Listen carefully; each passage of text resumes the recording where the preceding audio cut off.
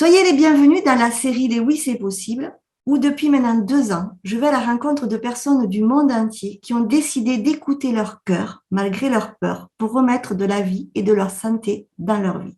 Je suis Céline Boiteux, la créatrice de la série, mais aussi une femme médecine, coach certifiée, et je vous accompagne à remettre de la vie et de la santé dans votre vie pour vous métamorphoser et être le guérisseur de vos états internes. Aujourd'hui, nous partons en Suisse, les amis, et j'ai la joie d'accueillir Sonia Chardonnay, une âme qui contribue au monde avec son expertise et son unicité.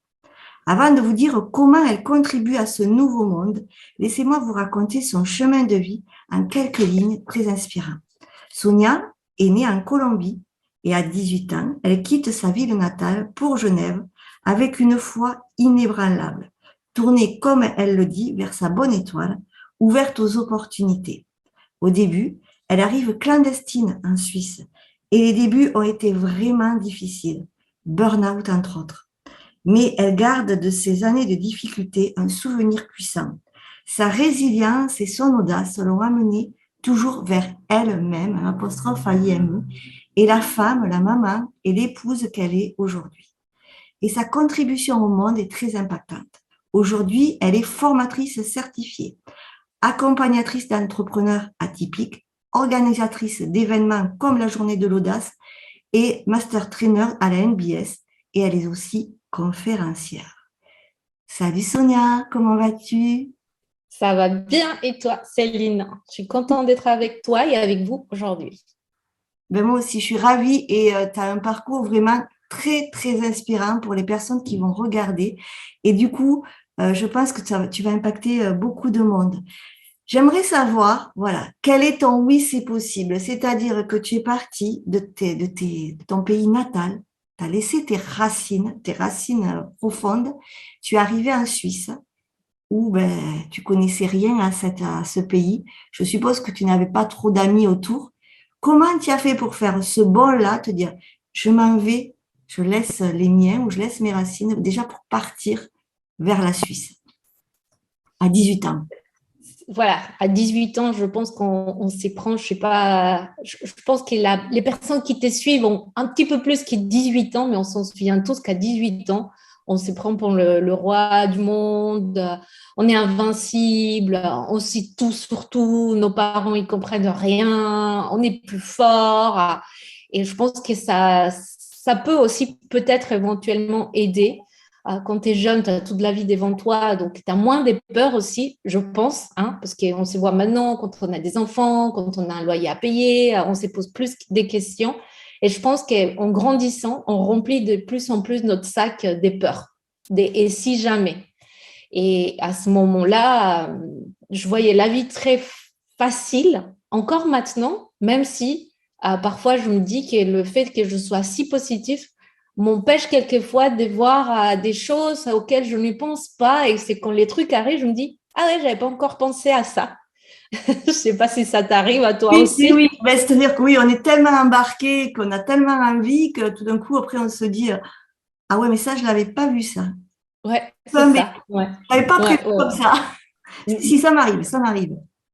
Donc, à 18 ans, j'ai un ami de la famille qui me dit, je t'irai bien en Suisse. Et puis, le truc est rentré. Puis, je me suis dit, tiens, pourquoi pas? Et puis, c'est un peu parti comme ça. J'ai emprunté de l'argent à ma tante. J'avais un boulot. J'étais en train de m'inscrire à l'université. Puis, je me suis dit, bah, pourquoi pas? Je pars 3 mois. Ça marche, ça marche, ça marche pas. Je reviens. Je pars un peu en vacances. Sauf que quand j'ai commencé à faire ma valise, je sentais au fond du moi que je n'allais pas revenir. Inconsciemment, je le savais. Consciemment, non. Mais maintenant, avec l'âge que j'ai maintenant et le recul que je peux avoir, je me dis, mais en fait, je le savais, je n'allais pas revenir. Qu'est-ce qui t'a poussé à partir, à part ben, cette amie, parce que quand même, la Colombie, c'est vraiment, c'est tes racines. T'avais peur, toi, de laisser ta famille, t'avais peur de pas les, de pas les voir souvent, parce qu'à 18 ans, on a tout envie de faire péter, mais en même temps, on aime bien quand même le giron familial. Non, J'aime pas. j'ai pas les souvenirs de ça. J'ai plus des souvenirs de et pourquoi pas. Et D'accord. pourquoi pas. Et puis, je suis partie et après, quand j'arrive ici, c'est plus là où je me rends compte que sans papier, à l'époque, hein, là, maintenant, on est Schengen, on peut passer la douane, il n'y a plus de douaniers, il n'y a plus des policiers dans la rue qui t'arrêtent. À mon époque, les policiers montaient dans les bus, on s'est fait arrêter dans la rue, on ne pouvait pas s'approcher d'une frontière, on devait avoir les passeports et puis on nous tamponnait les passeports. Je ne sais pas si tu t'en souviens, mais les passeports étaient toujours tamponnés dès qu'on allait d'un endroit à l'autre.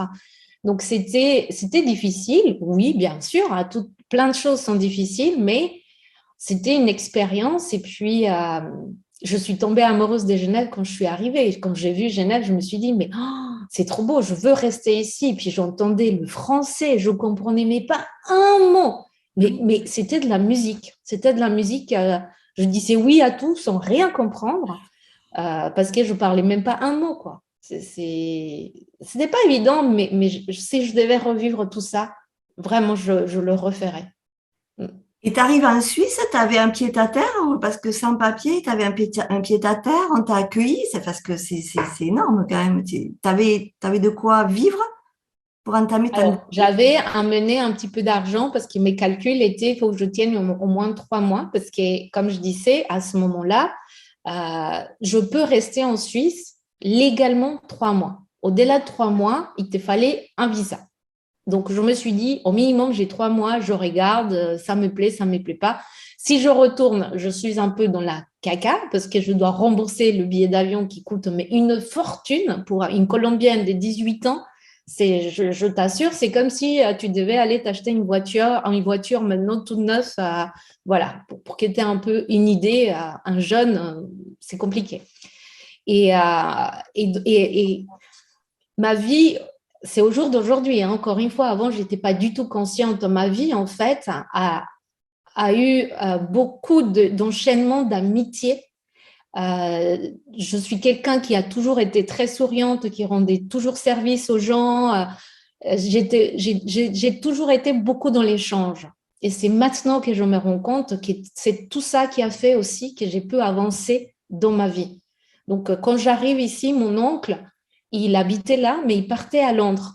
Donc, il avait rendu son appartement, il avait rendu son bail et il avait 3 mois pour rendre l'appartement. Donc, c'était pile les 3 mois que moi j'avais avec un visa, pas un visa, mais avec un permis de séjour. Et je me suis dit, OK, j'ai 3 mois où habiter.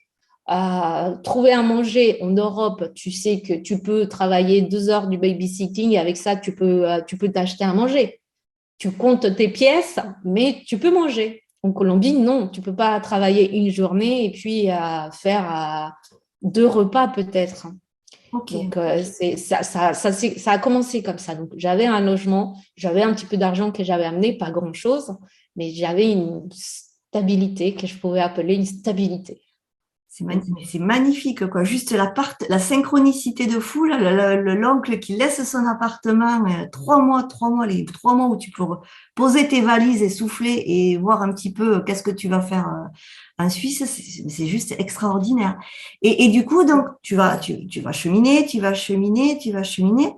Et, euh, et comment ça se passe au fur et à mesure, voilà, quand tu découvres tout ce que tu fais maintenant, est-ce que ce que tu fais maintenant, tu l'as toujours fait ou est-ce que tu as fait plein de choses avant et tu arrives à ce que tu fais aujourd'hui? Comment ça s'est passé pour avoir un job, etc. C'est parce que quand j'arrive au mois d'avril, donc ça va. La météo est magnifique, les fleurs arrivent, l'été arrive, c'est le bonheur, il fait chaud, les gens sont dehors. Sauf que quand l'hiver arrive, le monde change. Il fait nuit à 4 heures, ça caille, j'avais pas de veste, il neigeait, j'avais même pas des chaussures adaptées pour la neige. Donc là, la page tourne. Tu vois, tu as des hauts, mais tu as aussi des bas, mais après tu remontes et après, c'est un peu comme les saisons en fait. Hein. On est un peu comme ça tout le temps. Et heureusement, ça veut dire qu'on est vivant. Et puis, le temps passe et au bout des 2 années, j'en peux plus. Là, je ne peux plus parce que je devais changer des logements tous les mois parce que sans papier, tu ne peux pas louer un appartement. Et même avec des papiers, mais sans travail, tu ne peux pas. Je ne parle pas le français. Donc, j'ai fait des petits jobs, j'ai fait du repassage, j'ai gardé des enfants. Voilà, je faisais ce qu'on me proposait comme ça, des petits trucs pour gagner un peu d'argent et payer mon loyer. Mais au bout de 2 années, là, je me dis, mais qu'est-ce que je fous ici en fait? J'ai toute ma famille là-bas, j'ai ma mère, j'ai une chambre, j'ai tout. Pourquoi je m'acharne à vivre ici? Et là, je me dis, je pense que je vais partir. Qu'est-ce qui me manquait? C'était avoir un logement et avoir juste de quoi payer ce que j'avais. Parce que le reste, j'aimais tout, j'aimais vraiment tout. Et là, je me dis, je vais rentrer. La vie, encore une fois, fait que je croise une copine qui est enceinte. Elle me dit, je lui dis, je pars en Colombie. Elle me dit, moi aussi, je pars en Colombie. Je lui dis, c'est génial, tu pars quand? Elle me dit, d'ici un mois. Je lui dis, ah ben moi aussi, je pars à peu près d'ici un mois. Elle me dit, oui, je pars pour accoucher, je suis enceinte. Je lui dis, ah non, moi, je suis pas enceinte, mais on peut peut-être même prendre le billet ensemble. Et elle me dit, mais pourquoi tu pars? Et je lui raconte. Elle me dit, si tu veux, je peux parler avec ma chef pour garder ces 3 enfants.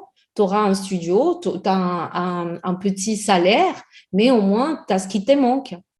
Et je lui dis, mais moi, garder 3 enfants, je suis trop jeune, est-ce qu'elle va être d'accord? En plus, je baragouinais à peine mon français, quoi. 2 années, c'est pas beaucoup.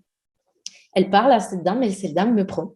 Et là, bah, encore un truc qui fait que ça enclenche autre chose.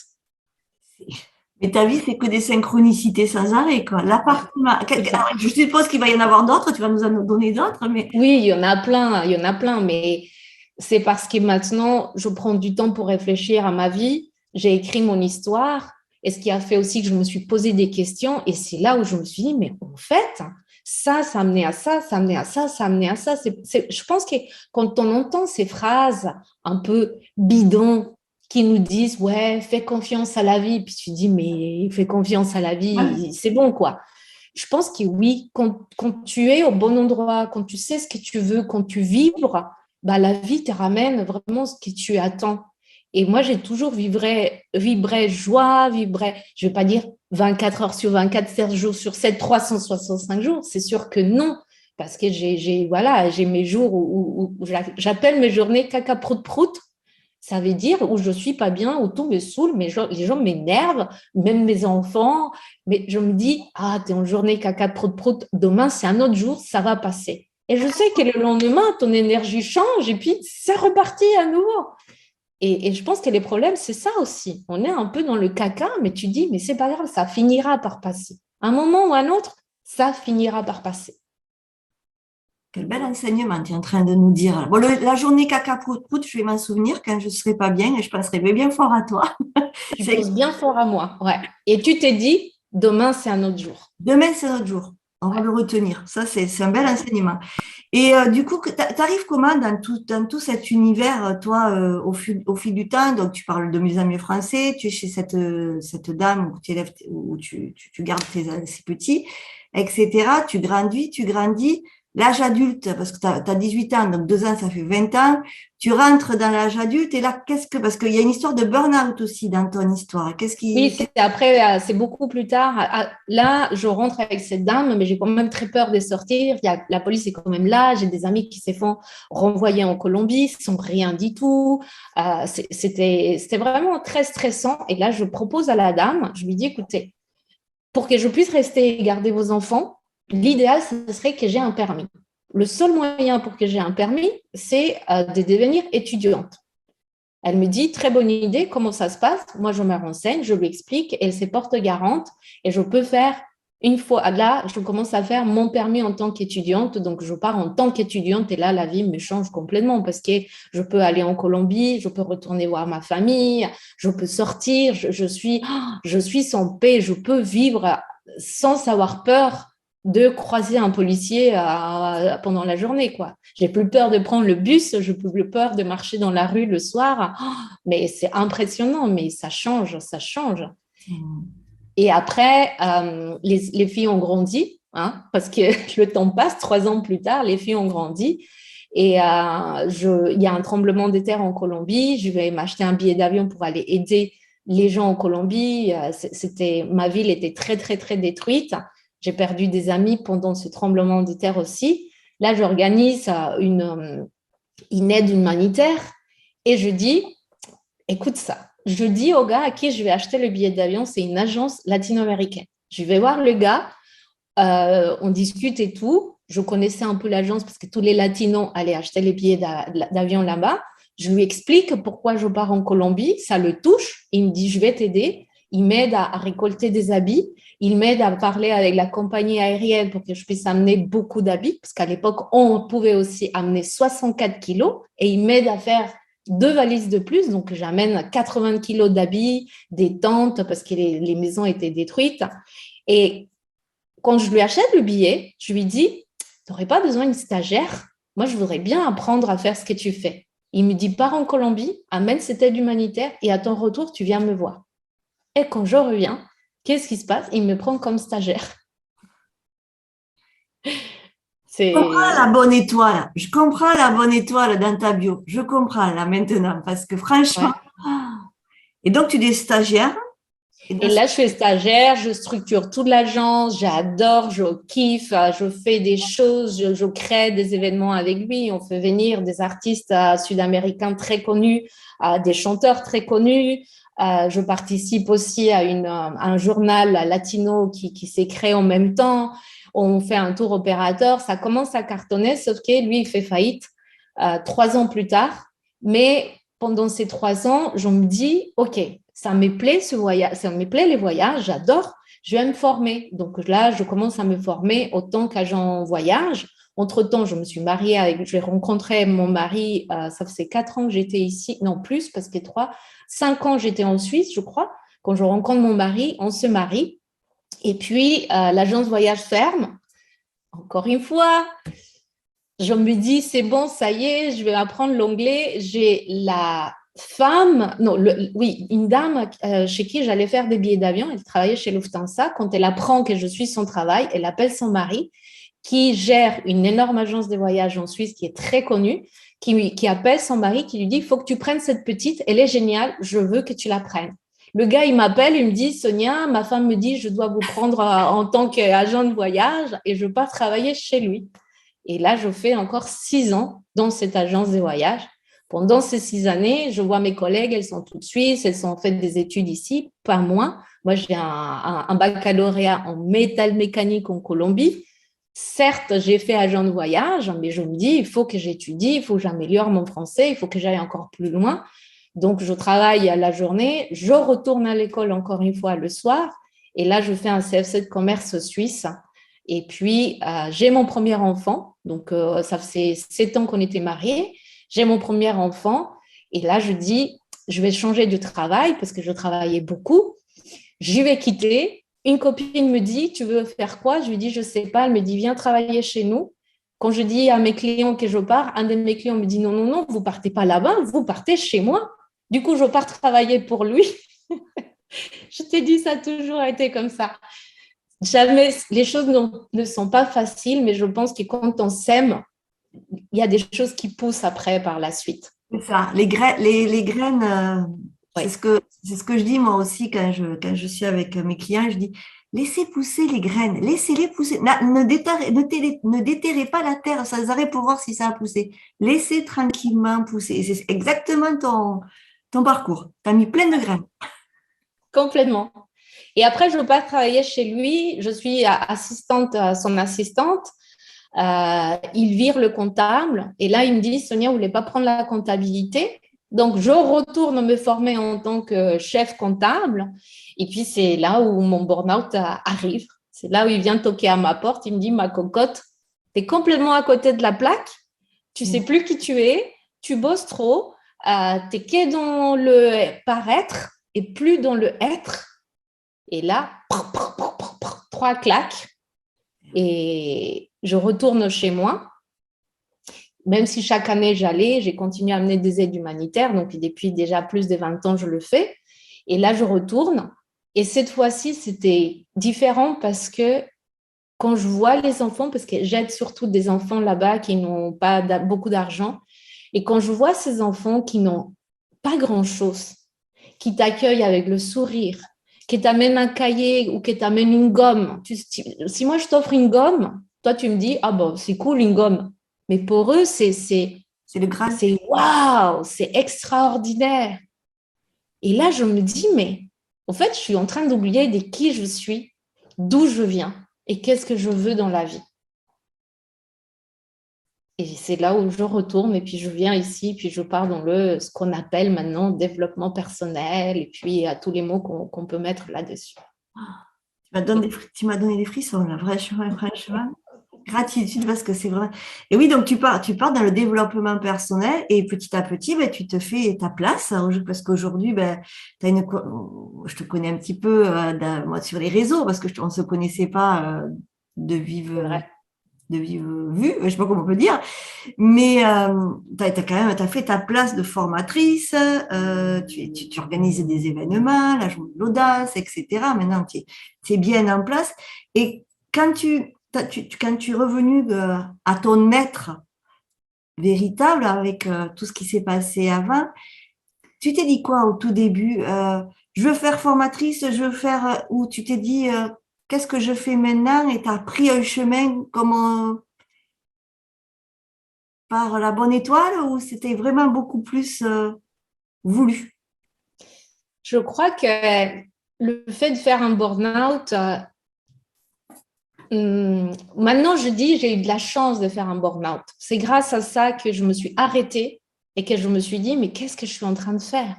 Qui je suis en train de devenir? J'étais pas heureuse, je gagnais beaucoup d'argent, j'étais mariée, j'avais déjà mes 2 enfants, j'avais des amis, on voyageait, on avait des hôtels de luxe, des restaurants gastronomiques, mais il y avait un truc à l'intérieur de moi qui était vide, qui n'était pas comblé.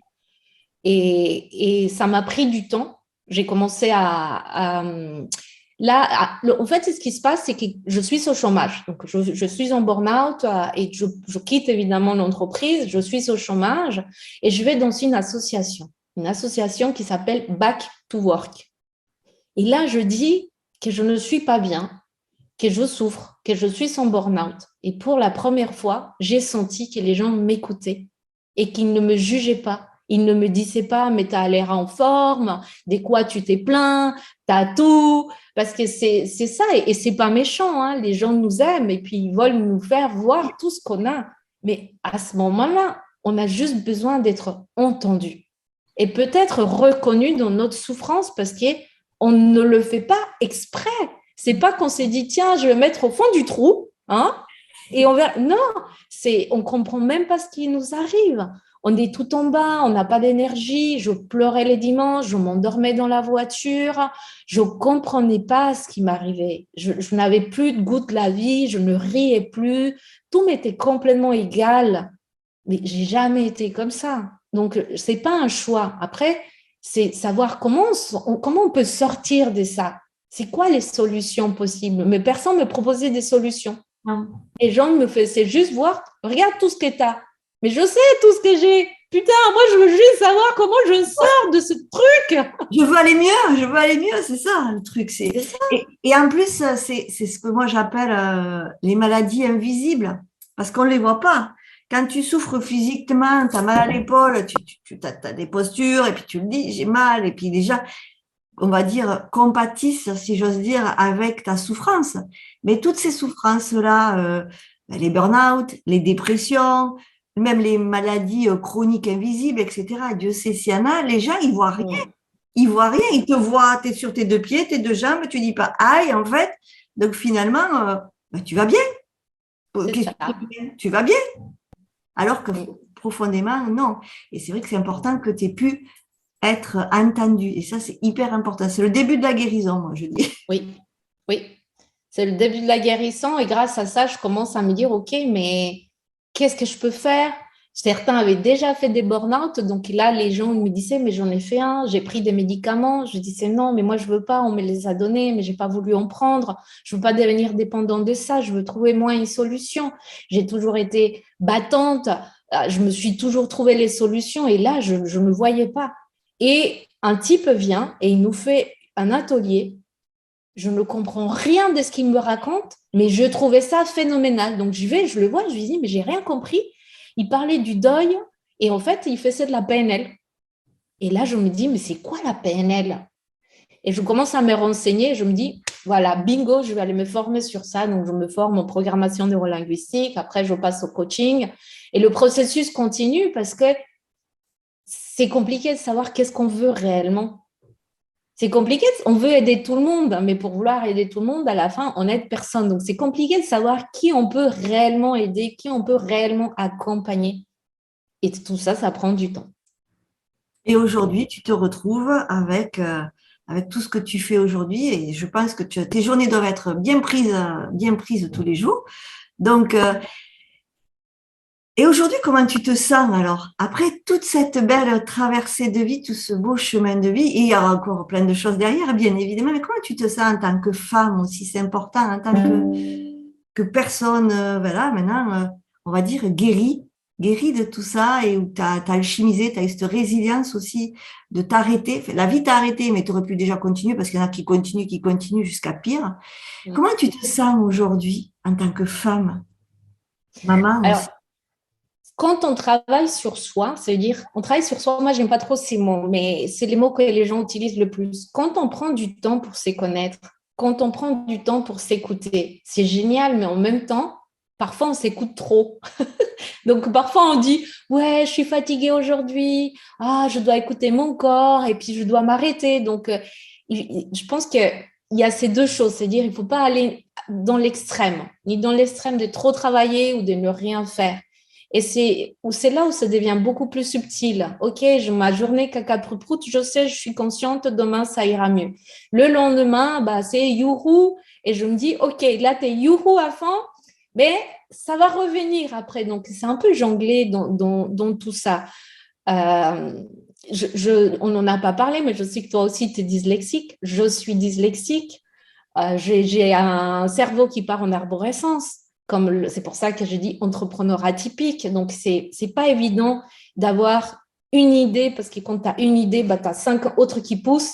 Et ces 5 autres ont chacune 5 autres idées qui poussent. Donc, on a 1001 projets, on s'éparpille, on court dans tous les sens. On a l'impression qu'on ne fait rien.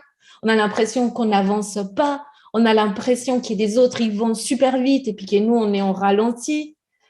Donc, on doit jouer avec tout ça, on doit jongler avec tout ça et on doit s'écouter et puis se dire, OK, je fonctionne comme ci, je fonctionne comme ça, je comprends pourquoi je ressens ça.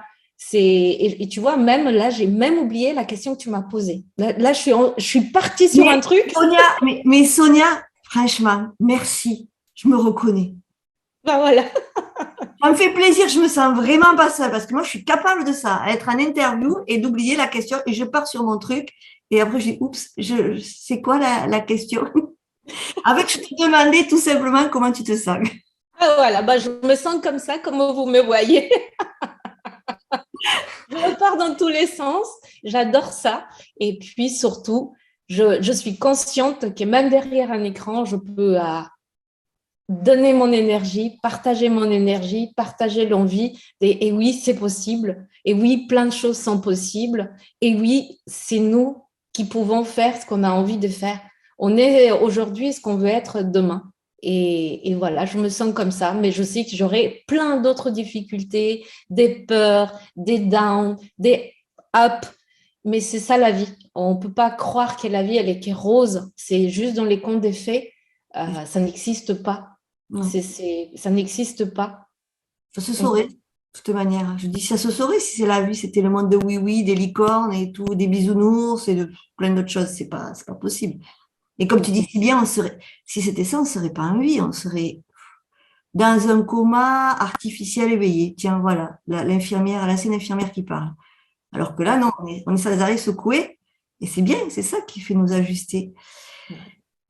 Et ton actualité, parce que j'aimerais quand même qu'on parle de ce que tu fais aujourd'hui. C'est important aussi qu'on sache ce que tu fais, que les personnes qui vont t'écouter sachent aussi ce qui va se passer pour toi là, dans les mois à venir, peut-être. Est-ce que tu peux nous parler maintenant de ce que tu fais aujourd'hui et ton actualité? Alors, aujourd'hui, ma vie a différents projets, on va dire. J'ai, comme tu l'as dit, j'organise la journée de l'audace à Genève, qui est un événement d'une journée où j'invite des conférenciers qui racontent des parcours comme on est en train de raconter, mais en conférence, des 18 minutes. Je fais aussi venir des personnes pour faire un peu des shows ou un atelier pour pas que ça soit que des conférences, parce que même si les conférenciers sont tous très différents, on parle d'handicap visible, invisible, on peut parler de sport, on peut parler des gens qui ont failli mourir, qui étaient en chaise roulante, qui ont marché après. Bref, c'est très, très, très varié. C'est cette journée-là. Aujourd'hui, bon, je ne sais pas quand tu vas poster ça, mais on va dire un jeudi par mois, je fais une rencontre avec les personnes qui veulent venir. J'appelle ça le jeudi de l'audace. Donc, on s'est réunis, on partage, on échange, qui fait partie de cet événement-là. On organise d'autres événements de la journée de l'audace. Il va y avoir une aussi en Belgique, il y en a une en Corse. On va refaire Toulouse parce que le Covid a fait que plein de choses sont arrêtées. Sauf celle de Genève, je l'ai maintenue. La mienne, cette année, aura lieu le 15 octobre, donc à Genève. Le site internet, c'est jdagenève.ch. D'ailleurs, si tu as des gens qui veulent faire des conférences, j'organise un concours à l'intérieur de cet événement-là pour 2 personnes qui peuvent venir sur scène raconter leur histoire. On les accompagne, on ne les laisse pas tout seuls. Donc ça, c'est une partie, événement. Après, j'organise d'autres choses, le Mastermind du Sud, des masterminds au sein de la NBS, la Neuro Business School. Je ne sais pas si les gens qui te suivent connaissent. Donc, je travaille pour Yannick Alain. Voilà, on fait un salut Yannick. On salue Yannick. Donc, on est partenaire pour la journée de l'audace, mais je travaille au sein de son école également. Et puis, en parallèle, j'organise des formations ici dans mon bureau que vous voyez derrière pour les adultes dans la confiance, prise de parole en public. Et là, bientôt, tu vois, grâce à mon parcours, je me suis rendu compte que j'avais beaucoup de facilité pour connecter des gens, pour les mettre en lien, que je crois en ce qui est le réseau, parce que c'est ma vie, ça a été ça, c'est je connais un tel, qui connaît un tel, qui me présente un tel. Donc là, je vais faire des formations en ligne, parce que faire des formations en présentiel, ça prend du temps. Donc bientôt, mon site, il sera à jour pour apprendre aux gens à devenir aussi... j'appelle ça comment être j'ai le mot qui m'échappe, tu vois, comment... Bon, j'ai le mot qui est parti, mais l'idée, c'est que chaque personne puisse être une opportunité pour les autres. Donc, que chacun d'entre nous, on soit une opportunité pour les autres. Et quand on est une opportunité pour les autres, ils sont quoi? Ils ont juste envie de nous aider aussi par la suite. C'est ça. C'est de la co-création. C'est de la co-création et c'est ma vie au jour d'aujourd'hui, c'est ça. C'est ça. Je suis plus que persuadée que tout seul, ça sert à rien, tu vois. Moi dans mon coin, toi dans ton coin, on peut pas échanger. Et ce qu'on est en train de faire nous, on va le envoyer à d'autres personnes. Donc c'est la co-création de tout le monde. Tout est comme ça. Je suis une fan de co-création et je sais que le nouveau monde qui nous attend, il est basé sur ça, de toute manière. Donc, il n'y a pas de compétition. Tout le monde a sa place. Mais bien sûr. C'est une de mes valeurs, ça. Il n'y a pas de concurrence, tout le monde a sa place. Il y a pas, quand on fait du coaching, on dit, ouais, il y a des coachs partout. C'est comme les restaurants. Il y en a partout. On ne peut pas aller à tous les restaurants. Il y a des restaurants qu'on aime, certains qui ouvrent, certains qui ferment. C'est comme ça, c'est la vie. Exactement. Et je suis tout à fait d'accord. Waouh, quel parcours! Waouh! Oh, mais je te tiendrai des heures et des heures, sauf qu'on arrive au terme de l'interview et avant de finir avec toi et te remercier pour ce moment que tu nous offres dans ta vie rock'n'roll, on va dire. Je demande à chaque fois à mes invités quels conseils ils pourraient donner à ceux qui vont l'écouter pour faire comme toi, dire oui, c'est possible, parce que peut-être qu'ils sont dans une situation où ils se disent ouais, mais non, je peux pas, j'ai pas le droit, je peux pas, j'ai pas ci, j'ai pas mis. Quels conseils tu pourrais donner? Alors, je te donnerai même 2 conseils. Allez, 2. Un que peut-être vous arrivez à lire juste là, tu vois. C'est rêve, ose et persévère. Mais les peurs sont là, les peurs nous suivent. Et comme je disais, c'est comme si on remplissait un sac des peurs. On en a tous peur. Moi, j'anime des ateliers, muscler sa confiance. Les gens me disent, ouais, mais pour toi, c'est facile. Non, c'est pas facile. Non, nous aussi, on a des peurs. Et qu'est-ce que je fais plutôt quand j'ai des peurs? Je me dis, OK, si j'ai des peurs, c'est parce que je suis en train de voir plus des pertes que des gains. Donc, si vous aussi, vous avez peur, c'est parce que vous voyez plus les pertes que des gains. Il faut juste faire une liste et aller chercher quelles sont les belles choses que je pourrais avoir, quel regret je vais avoir après si je ne tente pas ce changement de situation, de travail, de couple, de vie, peu importe. Voilà, donc ça serait mes 2 conseils. Merci, merci, merci, c'était génial, c'était vraiment génial. Merci, merci pour ta contribution.